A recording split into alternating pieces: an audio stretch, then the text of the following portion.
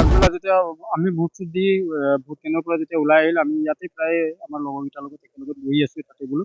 আৰু বহি থকা অৱস্থাতে 11:30 মানত মানে আগবেলা ফোন এটা আহে, আৰু আমি এই ফোনেদি আমি গম পাওঁ যে মানে তাত মানে অলপ কিবা খেলি মেলি লাগি আছে। তো মই যোৱা নাই। তাৰপিছত আৰু এটা ফোন আহিলে। তেতিয়া মই এনেই চাবলৈ গৈছোঁ 3:30 মান বজাত, আগবেলাৰ পৰা 3:30 মান বজাত মই চাবলৈ গ'লো। যেতিয়া চাবলৈ গৈছোঁ তেতিয়া মানে দেখিছোঁ যে মাইকী মানুহ এজনী ভোট ল'ৰা এজনে দি আছে। তো মোক মানে দুখ লাগিল, আৰু লগতে মানে যে যিজন প্ৰিজাইডিং অফিচাৰ তেখেতেও তাত হেৰি ৰৈ থকা অৱস্থাত পালোঁ। তো তেতিয়া মই লগে লগে মানে কমপ্লেইন কৰিলোঁ। মই ভিতৰত সোমাই হুলস্থুল কৰিলোঁ এটা, যে ক'লোঁ যে মানে কেনেকৈ বেলেগ এজন মানুহে মানে এই ভোট কেন্দ্ৰটো সোমালে, আৰু আপুনি গমেই নোপোৱাকৈ কেনেকৈ সোমালে।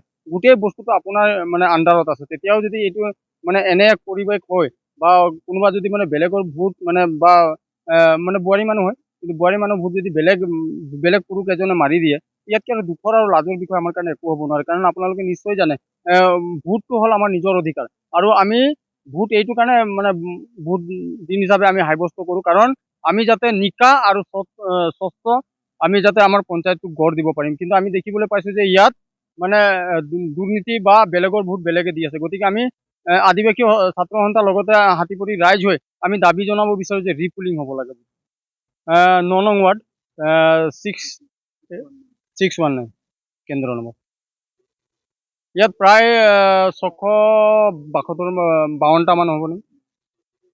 নাই, ইয়াত পৰিস্থিতি একেবাৰে বেয়া। কাৰণ আপোনালোকে নিশ্চয় দেখিবলৈ পাইছে এতিয়া মানে যে আমাৰ নিজে যে আমি যে ভোটটো যে দিছোঁ, তাতো মানে আমাৰ চিয়ৰ নহয় মানে যে সন্দেহ আছে এতিয়া।